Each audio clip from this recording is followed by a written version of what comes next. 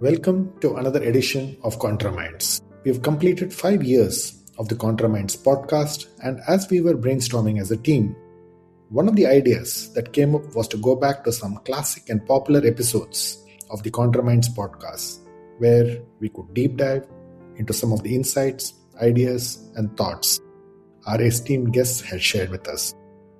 As we mined and researched some of the conversations, we realized that many of the concepts and thoughts were timeless in their values and ideas. Therefore, here we are with the ContraMinds Timeless Wisdom series. In this episode, we go back to my conversation with Kumar Vembu, founder and partner of Mudal Partners, ex-co-founder of Zoho Corp, founder and CEO of GoFrugal, which was merged with Zoho a while ago. In this conversation, Kumar Vembu talks about the correlation between academic performance and work performance. He talks about an interesting concept of how to convert backbenchers in schools or colleges to frontbenchers at work. He speaks about the importance of trust, teamwork, empathy, listening, ownership mindset, and decision making as levers of building a great company culture. In companies, we talk a lot about planning, but Kumar talks about the importance of retrospection and the openness to discuss what went right, what went wrong in our assumptions after a work or initiative or a project gets done. When it comes to decision making, Kumar emphasizes the importance of moving people from informing to making them recommend or find a solution. This conversation has very powerful insights and learnings that are just timeless, irrespective of the ecosystem disruption that we are going through due to technology, competition, and new products. Just listen and be ready to take notes that will last a lifetime. So Kumar, what I wanted to really focus on first is really what I believe you've done phenomenally different and phenomenally, something that others have not done is I was just looking at this early, building of, when you did Zoho, one of the points that came up was you were running the India Development Center, and you did something which is very contrarian, which is picking up people who probably, would not, want to join, say, a startup or a smaller Indian company, and you built it into a 200 member team, and that is something that I don't think many companies at that time did. What made you think differently, and what was the reason why you did that? Because it has had a huge impact even today in Zoho, right? So therefore, and you were almost like a person who built the foundation for it, right? So therefore, what made you do that? And I think that culture continues today in Zoho. So what made you do that? I think there are two things, right? One is my own background, right? In the sense that I went to Tamil medium school up to 10th. I remember when I passed out of my 10th standard, all my teachers were saying, I wasn't good at English. So I used to barely pass in English. And at least 1 in 5 exams, right? The 3 midterm test and the half yearly and quarterly. 1 in 5 I will fail in English. And so all the teachers were saying, in the higher secondary is in English, and I won't cope with it. And I know I am better off joining a polytechnic. So I actually joined a higher secondary school, because I didn't get admission in the polytechnic. So on the last day of closing admission in the school, I joined higher secondary. But I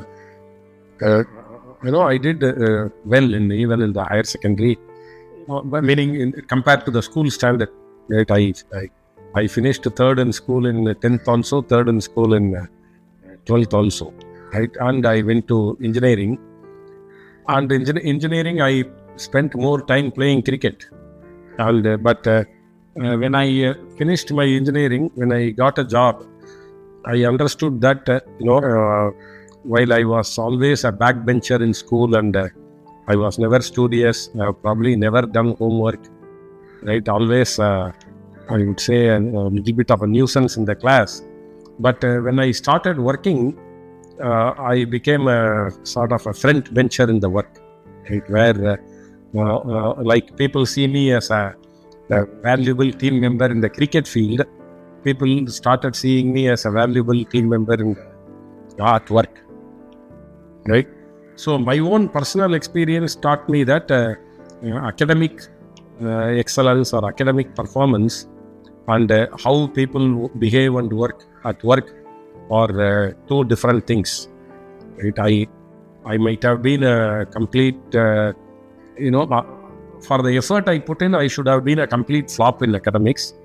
But maybe because I had some, exceptional memory, right? I can just read the book once before the exam and go and vomit it in the exam. I could do well in the exams, right? Without understanding, I can transfer what was in the book to the answer paper. Right? That was a skill I was blessed with. But when I came to work, I started understanding everything because I was working. Right? I also realized without understanding, you can't do anything. And that whole process was enjoyable. So yeah, I would say the whole thing about the company. In fact, when I came back from the US, I felt when I was working in the US, whether it was in Intel or in Qualcomm, too much of resources were being wasted. Right? Meaning, I felt the 4 years I worked in India, I was contributing a lot, very busy and enjoying the work and things like that. In the US, I wasn't doing much. Right? It was very, very relaxed time, and most days I used to cook 3 times a day. That's how much time I had in the US. Right? And so when I started the company, I know that for every school first or the top 3 or top 2 in the class, there are 38 or 40 students who are laggards like me in school, in class. Right? So when I started the company, so it was not a thought through decision. That's what we were getting, and I wasn't complaining because I was one of them. Right? Because I know that, whether they have studied well or not studied well, if there is a good common sense and good attitude and great willingness to work hard and and be a great team player, I think nothing can stop them. Right? Since I was one of them, I know betting on people like me won't never be the wrong thing to do. Yeah. So the biggest point, in one of the interviews that Sridhar Vembu talks about is, he says, you laid the foundation for the company. Okay. He says, I never believed that these people can ever do programming, and Kumar literally picked up people, personally did training till the development center became 200 people. And so what's the kind of training you did to those people at those stages? Because literally, you're picking up people who you yourself say were laggards. And what I saw in those interviews was, I believe you did the training yourself, you built a culture, and this is really very, very critical, tenet of how you build a company, which the culture then stays on for decades, right? So therefore, what is really the important thing that you did to build that kind of a culture? No, I think, I didn't say, I said I was a laggard in the academics.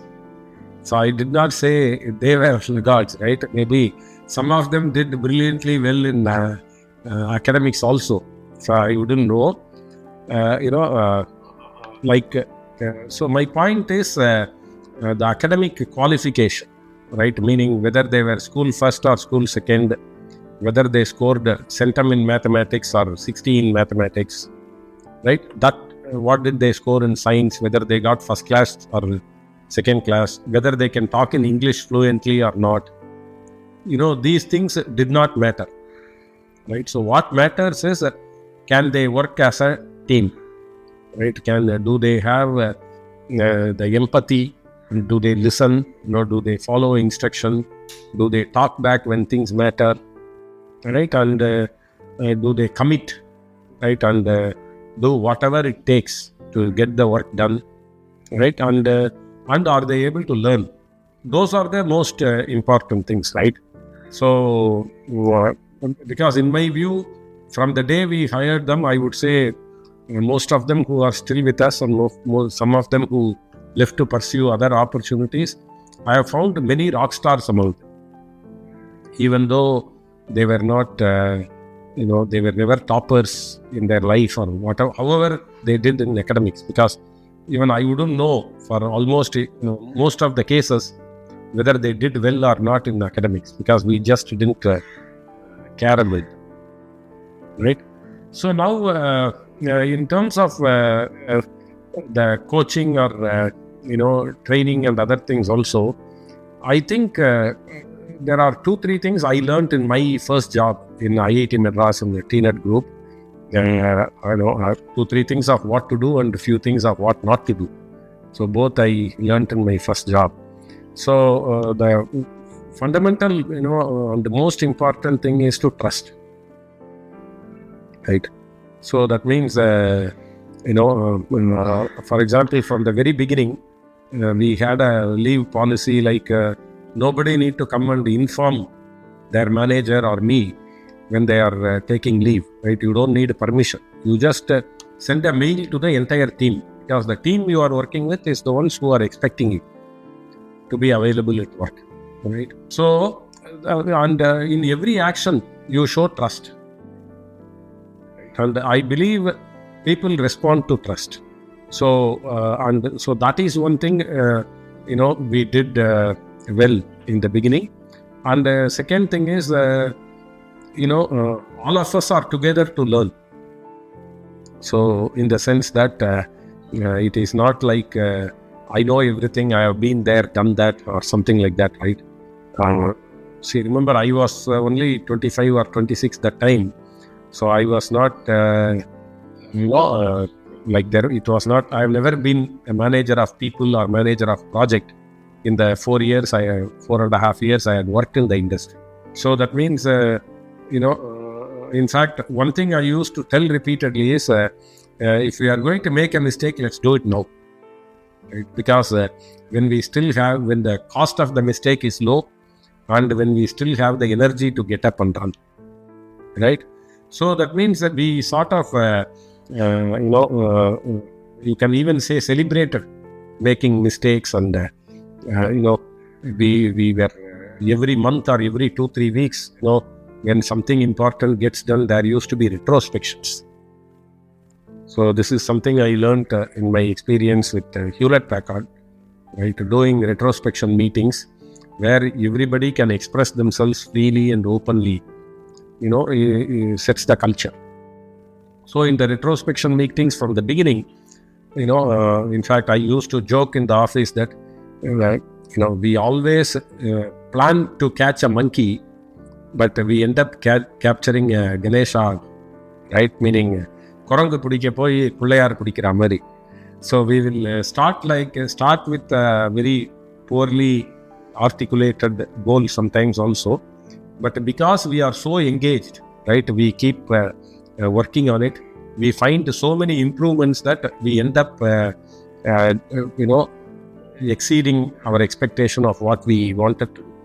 So that kind of bonding, that kind of, working alongside people with that single-minded goal of, wanting to do the best job, and having this retrospection where people can openly talk about, like I did the planning, people can say my plan missed many things, right? And where the teamwork was missing, where collaboration was missing, where we made mistakes in understanding requirements or design. So people can, talk very openly in those retrospections, So I remember even documenting, in a 10-member team, having 10, 12 pages, printed pages of A4 sheets of retrospection feedback, which we categorize, analyze, and put together the improvement plan for the next, next sprint, that kind of a thing, right? So that whole thing of trust, transparency, mutual respect, and openness, right? And we are all together to learn, right? And the mistakes are okay as long as we learn from it and we won't repeat it again. It is that kind of thing that ended up, having a huge impact. Yeah, Brilliant. Which brings me to the next question that I had, which is there is something we talk about, which is the education work gap, where you really say that college does not teach what happens at work, and therefore the work ethic itself is a real issue that you face in an organization where the person has not been taught in his life prior to starting work about responsibility and accountability itself, right? So therefore that itself is I thought was quite telling when I heard it.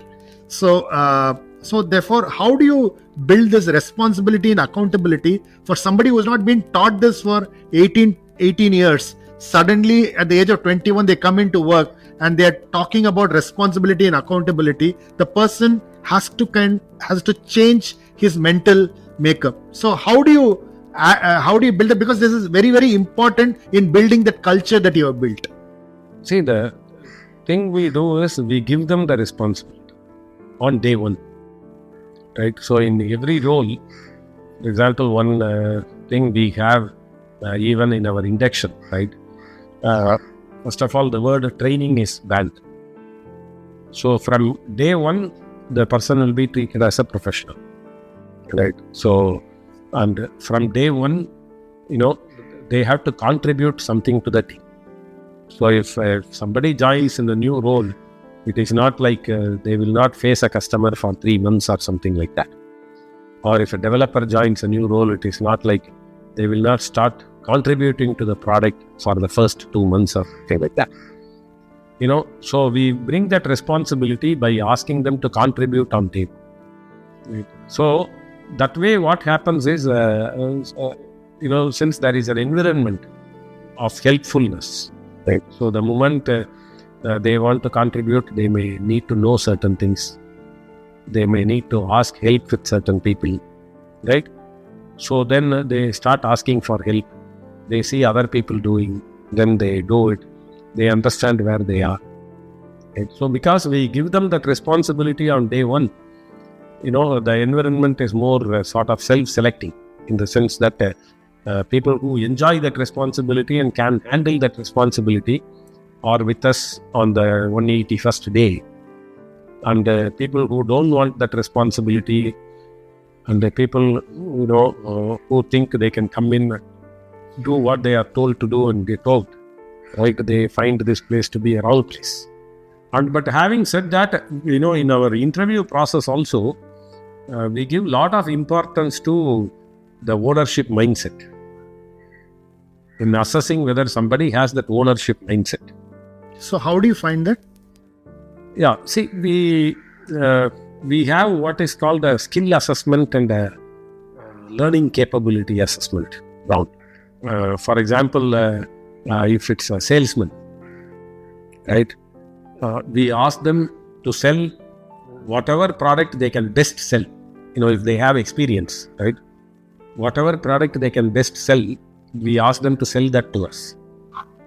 So during this, we actually push the person, right, and ask various questions.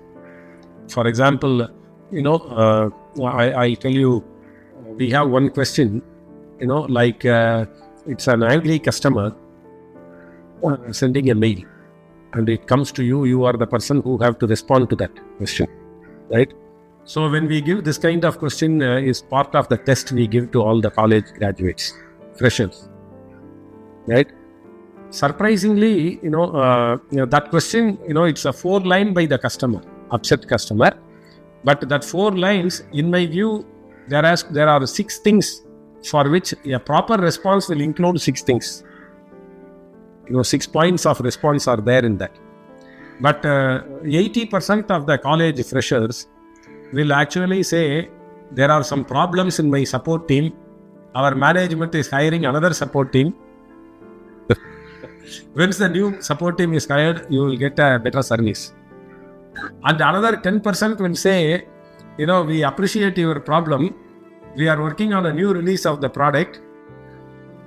Please hang on. We will give you the new version free to you. Right? Only 1% of the students will actually say, I take responsibility. And I will come up with a plan, or I will come back to you on by when we will address your concerns. But I am responsible. From now on, you can reach me. So it's a simple 4-line, escalation mail by a customer. In fact, I have read probably 2,000, 3,000 responses by students. And it's hilarious to read some of the responses. How can people think like this? Great. So this whole thing about a zero follow-up and this whole thing that you talk about, when you really go about hiring and looking for people, you don't get these kind of people so easily because 99% of the market does exactly what you don't do, right? Therefore, how do you get these skills into because you are a large organization today. You are probably the largest retail ERP company in the country. So how do you really get these skills into people, because you don't get them ready-made, right? Therefore, how do you do that? Yeah, I think, I would say there are many people who want this. Right? So it is so when we do lateral hire, for some of them, there is a cultural shock.